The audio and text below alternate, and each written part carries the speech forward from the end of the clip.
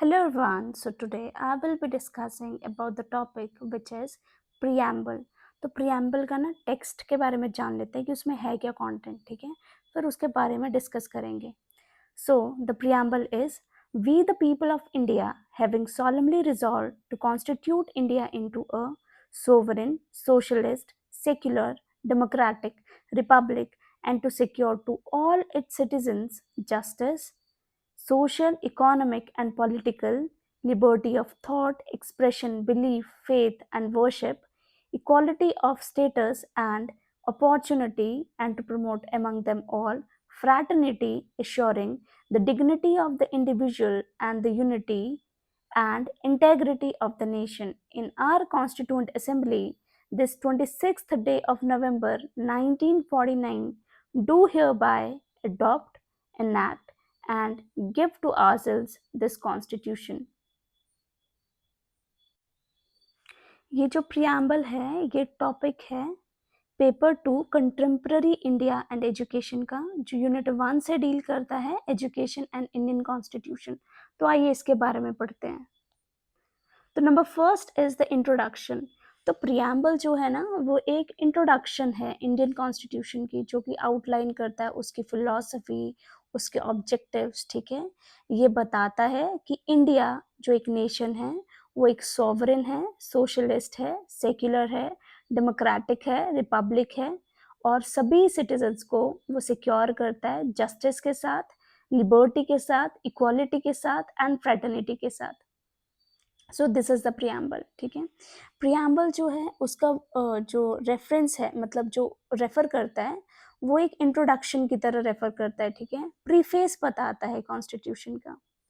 और ये जो प्रियम्बल है इसको identity card of the constitution भी बोला जाता है. ठीक है, तो ये जो अमेरिकन कॉन्स्टिट्यूशन जो था वो फर्स्ट था जो प्रियम्बल से जिसने बिगिन किया था. ठीक है, फिर बड़ी सारी कंट्रीज आई जिसे इंडिया इंक्लूड करता है, उसने भी ये प्रैक्टिस फॉलो करी और उसी तरीके से जो प्रियम्बल जो है वो हमारे कॉन्स्टिट्यूशन में डाला गया.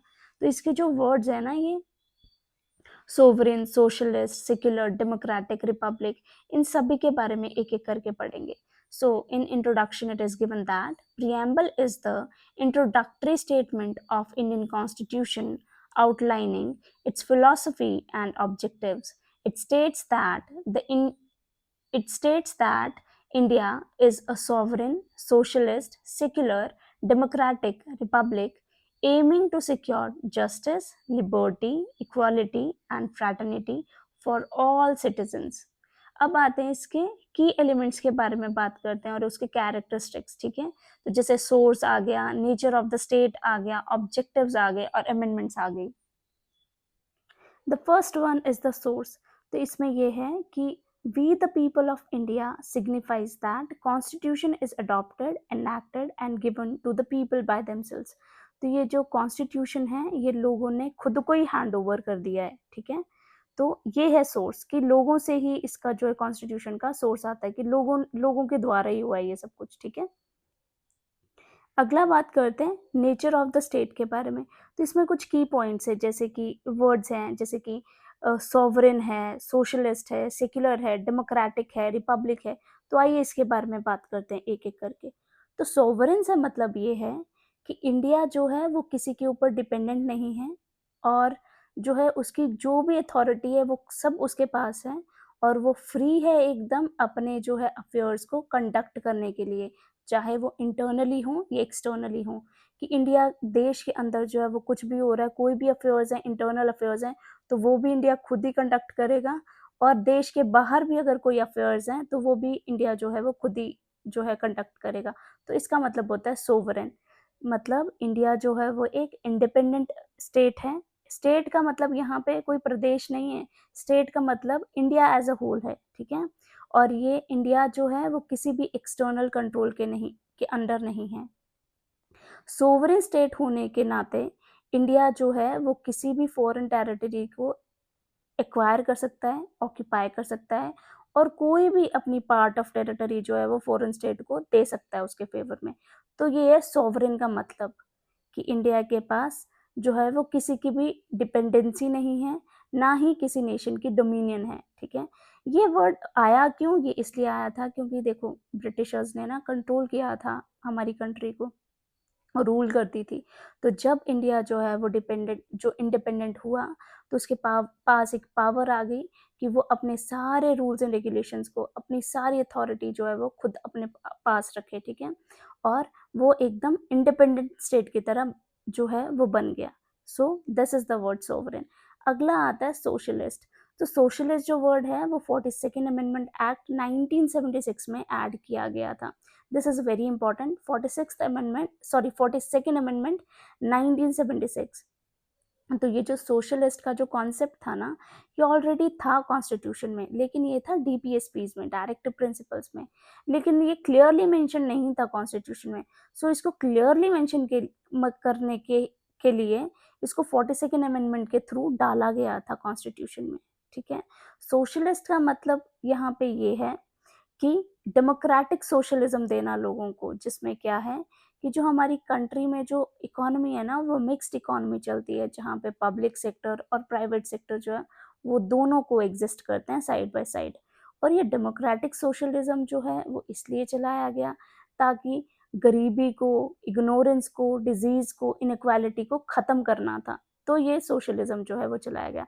इसीलिए सोशलिस्ट जो है वो एम करता है ताकि हम इकोनॉमिक और सोशल इक्वालिटी जो है वो अचीव कर सकें सभी के लिए। अगला वर्ड है सेक्युलर। सेक्युलर भी 42nd अमेंडमेंट एक्ट से डाला गया था 1976 में, ठीक है। और ये सेक्युलर का मतलब ये है कि इंडिया में ठीक है इतने सारे रिलीजन्स हैं, लेकिन इंडियन कॉन्स्टिट्यूशन जो है वो एक पॉजिटिव कॉन्सेप्ट के साथ चलता है सेक्युलरिज्म के लिए, जहाँ पे जो भी रिलीजन्स है कंट्री में उनको सेम ही स्टेटस दिया गया है। और इंडिया जो है वो सेम तरीके का सपोर्ट देता है सभी रिलीजन्स को। इसका मतलब ये है कि कोई ऑफिशियल रिलीजन नहीं है हमारे कंट्री में, ठीक है। और हर एक रिलीजन को ना इक्वली ट्रीट किया जाता है। The next one is democratic. Democratic जो है, डेमोक्रेटिक में हम पढ़ते हैं डेमोक्रेसी के बारे में, जहाँ पे हमारे जो कंट्री में इनडायरेक्ट डेमोक्रेसी है, जहाँ पे क्या करते हैं लोग अपने रिप्रेजेंटेटिव्स को चुनते हैं, और वही रिप्रेजेंटेटिव जो है वो उनके पास सुप्रीम पावर है ताकि वो लॉज बनाएं, अपनी गवर्नमेंट को रन कर पाएं, ठीक है। इस टाइप ऑफ डेमोक्रेसी को हम रिप्रेजेंटेटिव डेमोक्रेसी भी बोलते हैं, जहाँ पे दो काइंड्स आते हैं, एक आती है पार्लियामेंट्री डेमोक्रेसी और एक आती है प्रेसिडेंशियल डेमोक्रेसी, ठीक है। तो ये सारी चीज़ें हैं कि पार्लियामेंट्री डेमोक्रेसी में जो है वो एग्जीक्यूटिव जो है वो लेजिस्लेचर के लिए रिस्पॉन्सिबल है कि जो कौन-कौन सी वो पॉलिसीज़ और एक्शंस बनाते हैं, ये सब कुछ है इसमें। और डेमोक्रेटिक में हम ये भी बोलते हैं कि the government is of the people, by the people and for the people, कि लोगों के लिए ही बनी है, लोग ही इसको गवर्नमेंट को बनाते हैं, ठीक है। The next one is Republic. Republic में ये आता है कि देखो डेमोक्रेटिक पॉलिटी में ना दो कैटेगरीज आती हैं, एक आती है मोनार्की और एक आता है रिपब्लिक। मोनार्की का मतलब है कि कोई जो स्टेट का जो हेड है ना वो क्वीन है या किंग है, जो कि एक हेरिडिटरी पोजीशन को एंजॉय करता है, मतलब कि पीछे से अगर उसका जो फादर है, मतलब तो उसके जो बच्चे हैं आगे, और उस फिर उनके भी बच्चे हैं, जो जनरेशन जो है वो उस टैग को लेकर फिरती है, ठीक है। जैसे कि हेड जो है वो वही बनते हैं जनरेशन आफ्टर जनरेशन। लेकिन रिपब्लिक का मतलब ये आता है कि जहाँ पे इलेक्टेड, यहाँ पे जो हमारी कंट्री में जो है वो हेड को इलेक्ट किया जाता है, ठीक है। और जो हेड है वो है प्रेसिडेंट, जिसको 5 सालों के कार्यकाल के लिए ना चुना जाता है। अगला आता है जस्टिस। तो जस्टिस जो है अगले की हम बात करते हैं जस्टिस के बारे में, ठीक है। तो जस्टिस में ये आता है कि अ, 3 फॉर्म्स में है जस्टिस प्रिएम्बल में, जैसे सोशल आ गया, इकोनॉमिक आ गया, पॉलिटिकल आ गया, ठीक है। सोशल जस्टिस से ये मतलब है कि सभी सिटीजन्स को इक्वली ट्रीट किया जाता है। उनके साथ ना किसी भी तरीके का सोशल डिफरेंसेस या डिस्टिंक्शन नहीं किया जाता, बेस्ड ऑन कास्ट या कलर है या रेस है या रिलीजन है या सेक्स है। इसका मतलब ये भी है कि किसी भी पर्टिकुलर सेक्शन ऑफ सोसाइटी को ना कोई प्रिविलेजेस नहीं दिए जाते। हालांकि प्रोविजंस बनाए जाते हैं ताकि इम्प्रूवमेंट करी जा सके बैकवर्ड क्लासेस की और विमेन की, बैकवर्ड क्लासेस की कंडीशन की और विमेन की कंडीशन की, ठीक है।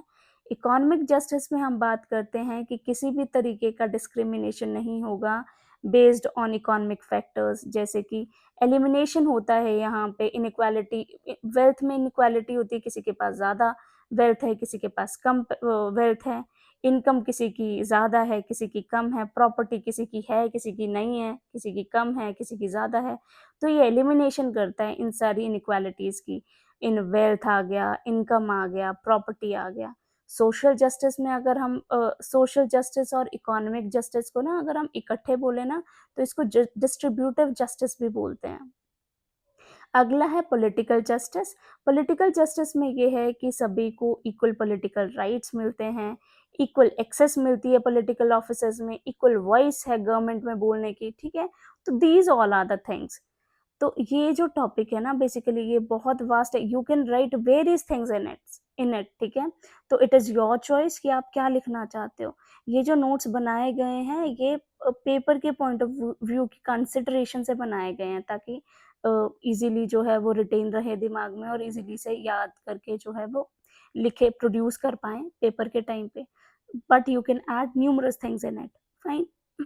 अगला आता है लिबर्टी के बारे में बात करते हैं कि लिबर्टी जो है फ्रीडम हो, फ्रीडम है थॉट की, एक्सप्रेशन की, बिलीफ की, फेथ की और वर्शिप की, ठीक है। लेकिन लिबर्टी का मतलब ये नहीं है कि हमें लाइसेंस मिल जाता है जो भी हमें अच्छा लगता है वो हम करें, ठीक है। हर कोई लिबर्टी जो मिली गई है कॉन्स्टिट्यूशन से उसको हम इंजॉय तो कर सकते हैं लेकिन एक लिमिटेशंस के अंदर जो कि कॉन्स्टिट्यूशन में खुद मेंशन करे गए हैं। और ये लिबर्टी, इक्वालिटी, फ्रेटर्निटी ये जो हमारे प्रियम्बल में है ना, ये वर्ड्स ये फ्रेंच रेवोल्यूशन से लिए गए हैं, इसके आइडियल्स, ठीक है।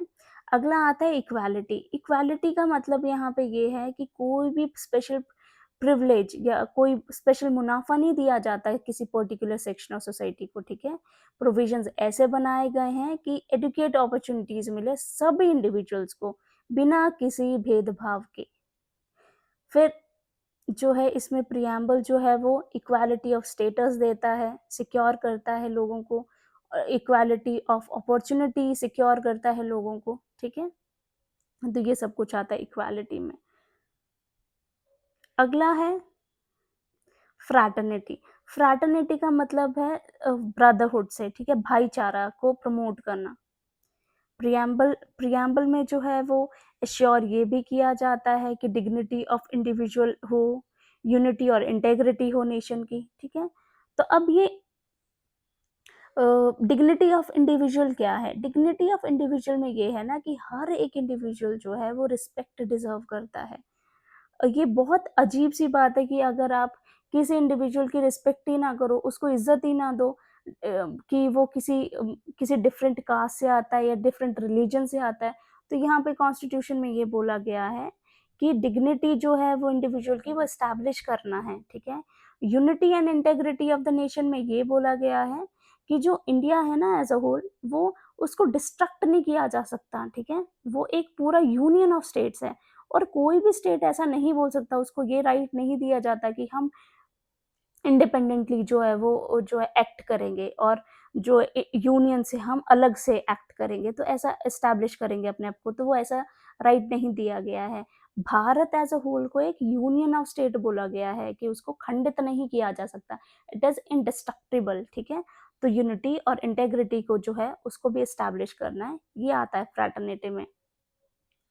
अब आता है इसके बारे में जैसे कि अमेंडमेंट्स हैं, तो मैंने ऑलरेडी इसमें बताया था, जो 42nd अमेंडमेंट की हमने बात करी है 1976, ये जो बहुत इंपॉर्टेंट अमेंडमेंट है, इसमें वर्ड्स जो हैं वो सोशलिस्ट, सेक्युलर, इंटेग्रिटी को जो है वो ऐड किया गया कॉन्स्टिट्यूशन में।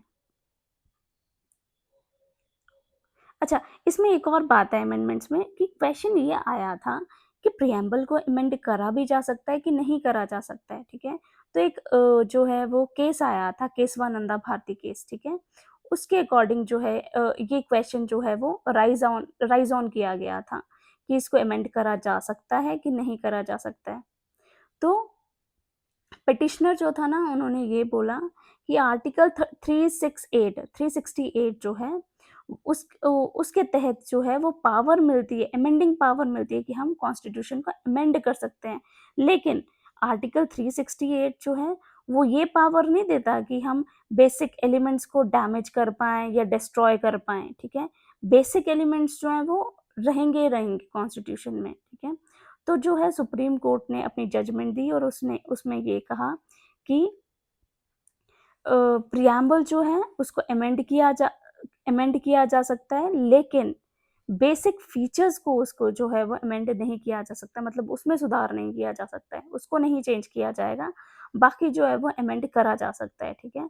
सो प्रिएम्बल जो है वो एक ही बार जो है वो अमेंड हुआ है 1976 में 42nd कॉन्स्टिट्यूशनल अमेंडमेंट एक्ट के तहत, ठीक है? जिसमें 3 नए वर्ड्स को जो है वो शामिल किया गया, सोशलिस्ट, सेक्युलर और इंटेग्रिटी, ठीक है?